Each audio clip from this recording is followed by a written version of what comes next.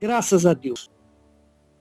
Pois o reino dos céus, disse Jesus, será como um homem que, ausentando-se do país, chamou os seus servos e lhes confiou os seus bens.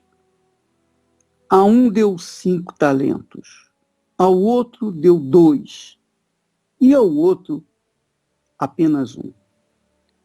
Mas cada um recebeu de acordo com a sua própria capacidade e partiu.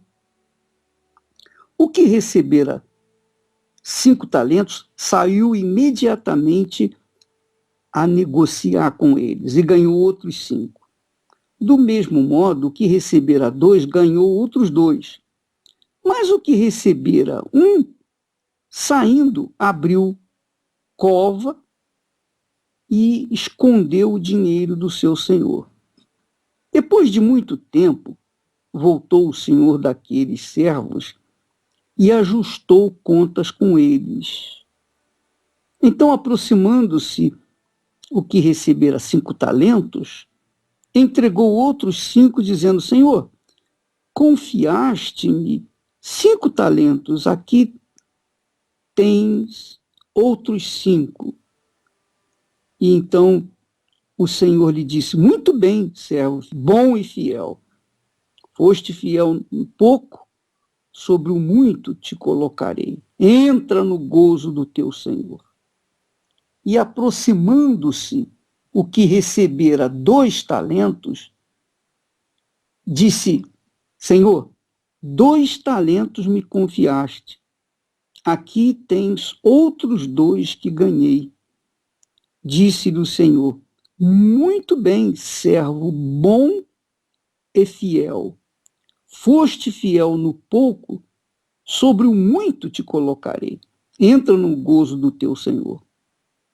Chegando por fim, o que recebera 1 talento, disse: Senhor, sabendo que és homem severo, que ceifas onde não semeaste, ajuntas onde não espalhaste, receoso, escondi na terra o teu talento.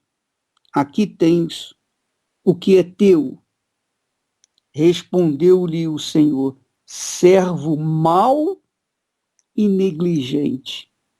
Sabias que ceifo onde não semeei e ajunto onde não espalhei?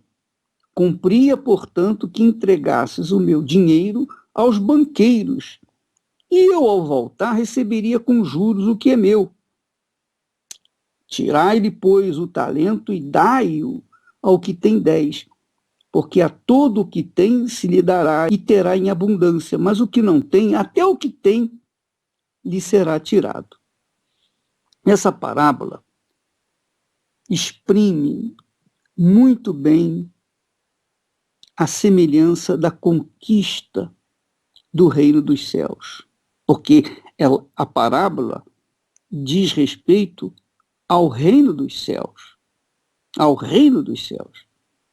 E eu queria que você, minha amiga e meu amigo ouvinte, prestasse bastante atenção nessa meditação que nós começamos a fazer hoje com essa parábola. Porque nós vamos descobrir o porquê que há tantos servos dentro das igrejas fracassados, caídos, destruídos. Servos inúteis, servos maus e infiéis. E por que são maus e por que são infiéis? Vamos considerar esse servo que recebeu apenas 1 talento. O pior problema, o maior problema, o principal problema desse servo, a meu ver, eram os seus maus olhos. Ele tinha maus olhos. Os maus olhos desse servo eram tão ruins que não o deixavam, não o deixava ter visão da fé, visão da vontade do seu Senhor, que é o que tem acontecido. Você tem visto aí muitas pessoas dentro das igrejas sempre com maus olhos para com a igreja, maus olhos para com o pastor, maus olhos para com os irmãos, maus olhos para com todos. E apesar de ser considerado servo, a vida dessa pessoa não desenvolve, não cresce. Você verifica que a pessoa entra ano e sai ano dentro da igreja, ou das igrejas, e a vida não muda. Não muda. Aí a pessoa pergunta, mas por que, meu Deus? Por que a minha vida não muda? O que eu fiz de errado? Qual o pecado que eu cometi? Às vezes a pessoa nem cometeu assim fisicamente um pecado, mas os seus maus olhos são a razão do seu fracasso. Por que esse servo mau e negligente foi jogado nas trevas? Por quê? Olha só, quando ele veio prestar contas do seu talento para o Senhor, ele foi chegando e dizendo, Senhor, sabendo que és homem severo, que colhes onde não plantaste, que ajuntas onde não semeaste, receoso escondi, enterrei o teu talento. Aqui está o problema desse servo mau e negligente. Ele tinha maus olhos para com o seu senhor. Os outros dois, que tinham feito a sua parte, que tinham obedecido ao Senhor, saíram para negociar os seus talentos. O primeiro saiu imediatamente para negociar. O segundo também saiu imediatamente para negociar. Mas esse servo mau e negligente, ele era indolente, era preguiçoso, ele era mau, os seus olhos eram maus. Ele via com maus olhos o seu Senhor. A partir do momento, quando ele recebeu o talento, ele disse, não é possível. Poxa, os outros receberam mais do que eu. Por que eu recebi só um talento? Com certeza, ele ficou lamentando o único talento que tinha. E eu acredito, pessoalmente, que essa pessoa, esse servo mau e negligente, ele não quis mesmo multiplicar o seu talento, coisa nenhuma, que ele estava com raiva. Ele enterrou o seu talento, ele sepultou o seu talento, ele considerou o seu talento sem utilidade.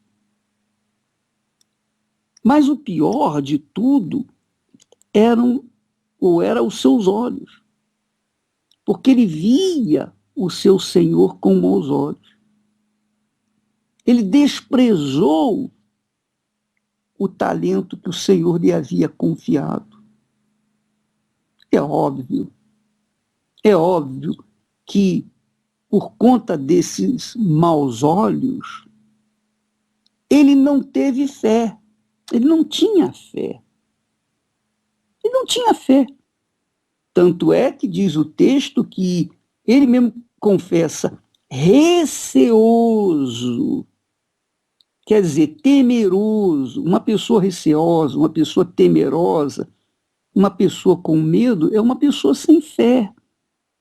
Quando a pessoa não tem fé, ela tem medo. Ela fica preocupada em perder. Quando uma pessoa não tem a fé para tomar atitude de obedecer ao Senhor, atitude de obediência, é porque ela não tem fé. Mas se ela não tem a fé, é porque o Espírito Santo não lhe deu a fé. Com certeza. Quando nos falta a fé, é porque nos falta o espírito da fé. Quando nos falta o espírito da fé, é porque nos falta o espírito de Deus. Então nós ficamos com medo, nós ficamos temerosos. Por conta dessa falta de fé, da ausência de fé, o servo, o que fez? Enterrou o seu talento. Quer dizer, era simples. Bastava ele pegar o seu talento e entregar aos banqueiros, os banqueiros iriam multiplicar o seu talento, por muito ou por pouco, mas iam multiplicar o talento. Mas ele não. Ele enterrou o talento, sepultou o seu talento, escondeu o seu talento. E é aí que ele provou para o seu senhor que ele era um servo mau e negligente, um servo preguiçoso, um servo indolente, um servo invejoso, um servo com maus olhos. Agora, você, minha amiga, meu amigo ouvinte, deve observar o seguinte, que esse servo foi jogado no lago de fogo e enxofre. Ele não foi jogado no lago de fogo e enxofre porque ele não ganhou almas, não. Esse texto, embora mostre que os servos devem se multiplicar, ainda assim, esse texto não está tratando exatamente de ganhar almas ou não. Até porque você há de convir que nós não somos salvos porque ganhamos almas. Não. O ladrão na cruz morreu, foi salvo, e não ganhou alma. Não ganhou ninguém. A salvação não vem por nós ganharmos alma. É óbvio que quando nós somos salvos, nós queremos salvar. Isso não tenho dúvida. Não tenho a menor dúvida. Mas a parábola não trata de ganhar ou não ganhar almas. A palavra trata do caráter dos servos que tem dentro das igrejas. Há o tipo de servo obediente, que é o que aconteceu com os 2 primeiros servos, que saíram imediatamente para negociar os seus talentos. Mas o terceiro servo, ele julgou mal o seu senhor. Ele julgou mal e foi cara de pau para chegar e dizer, não, senhor, eu, sabendo que és homem severo, que ceifas onde não semeaste e ajuntas onde não espalhaste, quer dizer, julgou mal, seus olhos eram maus.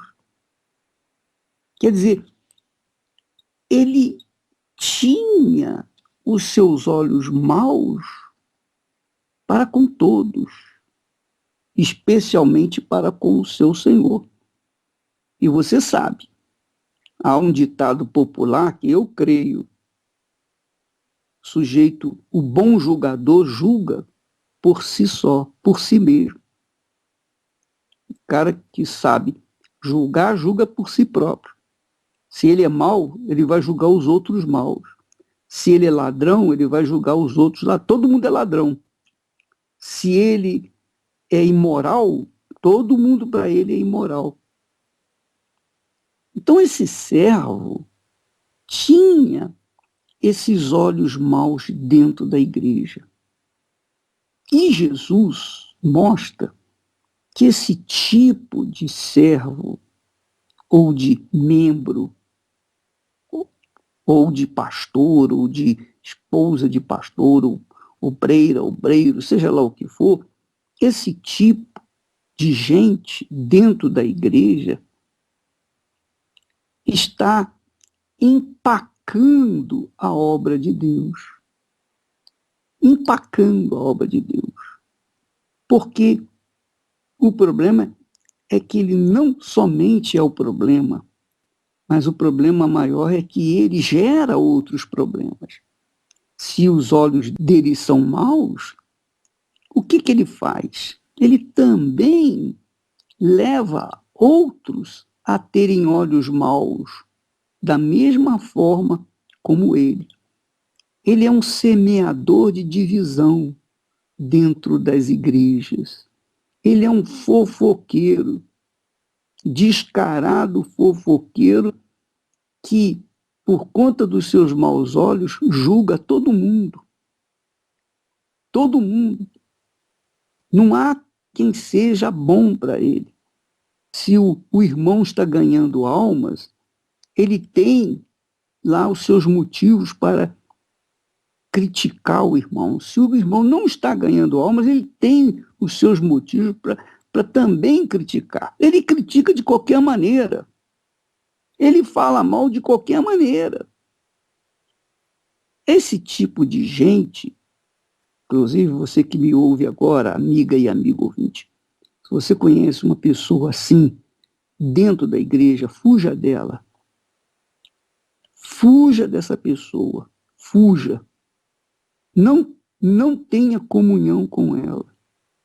Porque é uma pessoa que está fadada às trevas. Deus, na pessoa desse Senhor, tipificado por esse Senhor, o Senhor, não o provou para conhecê-lo. Deus não prova ninguém para conhecer ninguém, porque ele conhece todo mundo, ele sabe o passado, presente e futuro, os pensamentos, ele sabe tudo, ele é onisciente. Mas Deus mostrou com essa prova, com esse teste que fez com esse servo mau, mostrou o seu caráter, mostrou quem ele era, provou com as suas próprias atitudes quem ele era. Porém, nota-se, e o que fica evidente, é que o Senhor não lhe deu fé para multiplicar o seu talento. Não lhe deu fé. Mas não lhe deu fé porque ele tinha maus olhos. Então, as pessoas que estão em nosso meio e que não têm fé para tomar atitude, para fazer o que tem que ser feito, não tem fé, por exemplo, para subir no altar, esse tipo de gente, com certeza, é porque não foi agraciado pelo Espírito Santo com a fé, porque tem maus olhos, tem tido maus olhos. Maus olhos para com a obra de Deus, maus olhos para com as ofertas, maus olhos para com a liderança da igreja. Para ele, para esse mau servo negligente, tudo tem defeito. E tudo ele fala contra, como se estivesse querendo, torcendo para que a obra de Deus venha cair. Eu diria que esse servo mau e negligente é como aquele homem que entrou na festa das bodas do filho do rei, ele penetrou na festa, mas foi logo apontado por conta de não estar vestido da veste nupcial. Quer dizer, não estava vestido da fé. Então, não estava vestido da fé porque o Senhor não vestiu. Porque a fé vem de Deus, vem do Espírito de Deus. E esse elemento mau, negligente, indolente, preguiçoso, que enterrou o seu talento, esse sujeito, ele tinha maus olhos, por isso não recebeu fé para subir no altar, ou para subir no altar, não teve fé para agir a fé. Como é que ele vai agir uma coisa que ele não tem? Não é? Como é que ele vai agir a fé se ele não tem fé? Então esse sujeito é um hipócrita. Esse elemento é um hipócrita. E que se não se converter, se não se humilhar mesmo, de todo o coração, com todas as suas forças, de todo o seu entendimento, aos pés do Senhor, e pedir perdão pelo tempo que tem julgado as pessoas, que tem criticado A, B ou C, que tem olhado as pessoas com maus olhos, se ele não se converter, não se arrepender, então será lançado no julgamento, será lançado no lago de fogo e enxofre. Você, minha amiga e meu amigo ouvinte, e eu estou falando isso com temor e tremor, não estou aqui para julgar ninguém, eu estou aqui pregando, ensinando, orientando sobre uma parábola que Jesus coloca como semelhante à conquista do reino dos céus. Semelhante à conquista do reino dos céus. Então está se tratando da conquista do reino dos céus. Não está se tratando de ganhar almas ou não. De forma alguma. Quando a gente ganha almas, é claro que a gente é sábio, mas quando nós não ganhamos almas, não é por isso que nós vamos ser lançados no lago de fogo, enxofre. Não. Jesus disse claramente de que adianta ganhar o mundo inteiro e perder a sua alma. O que adianta eu ganhar a vida dos outros e perder a minha? Quer dizer, a minha vida, a minha salvação não depende de eu ganhar ou não almas. Depende sim de obedecer a palavra do meu Senhor, que foi o que aconteceu com esse servo mau e negligente. Ele não tinha fé para obedecer a palavra do seu Senhor. Ele não teve fé. E por conta dessa falta de fé, ele não teve visão. Claro, sem fé a gente não tem visão. E sem a visão, como vai fazer a coisa certa?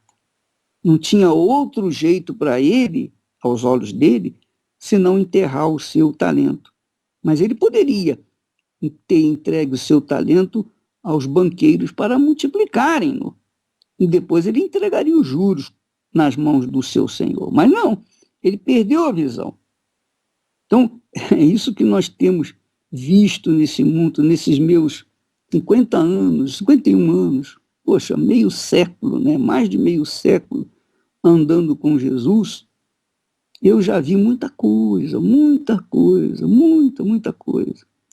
E uma das coisas que eu mais observei era no nosso meio, onde eu estava, sempre tinha alguém ou alguns com olhos maus, que até se aproveitavam dos que tinham bons olhos. Eu posso, como testemunha disso, eu posso dizer que os meus olhos sempre foram bons para com todos, Mas, às vezes, as pessoas que chegam até nós sofrendo, elas vêm com maus olhos. E depois de serem alimentadas, sustentadas, aliviadas nas suas mazelas, elas se aproveitam dos bons olhos nossos para tirar proveito para si e nos prejudicar. Então eu encontrei muitos elementos, muitas pessoas assim na minha jornada com o Senhor Jesus. E eu vejo nessa parábola uma repetição. Eu vejo a história dessas pessoas que tentaram me destruir justamente nessa parábola. Porque quem tem olhos maus quer ver o mal dos outros. Essa é a realidade. Eu não tenho medo de maus olhos, nem olhos invejosos, mas eu cuido para que os que têm maus olhos não venham se aproveitar dos meus bons olhos. E é esse o conselho que eu dou para você, minha amiga e meu amigo. Cuide para que os seus bons olhos não venham ser vítimas dos maus olhos. Você deve continuar tendo bons olhos, porque quem tem bons olhos tem um sorriso nos olhos. Quem tem bons olhos é nascido de Deus. O seu sorriso não está na sua boca, mas nos seus olhos. Os seus olhos estampam alegria, estampam vida, transmitem paz. Mas os que têm maus olhos somente podem sorrir com a boca. Basta abrir a boca e mostrar os dentes que parece que está sorrindo. E fingem uma alegria insólita. Mas o fato é que, quando a pessoa tem bons olhos, ela tem que tomar um extremo cuidado para não ser prejudicada pelos que têm maus olhos, que procuram se aproveitar daqueles que têm bons olhos. Eu sei uma coisa, que o relacionamento senhor e servo, ou servo e senhor, aqui nessa parábola, diz respeito, sobretudo, à obediência. Porque os dois primeiros servos obedeceram ao Senhor. Mas o terceiro servo, o servo mau e negligente, foi mau e negligente porque desobedeceu a palavra do seu Senhor.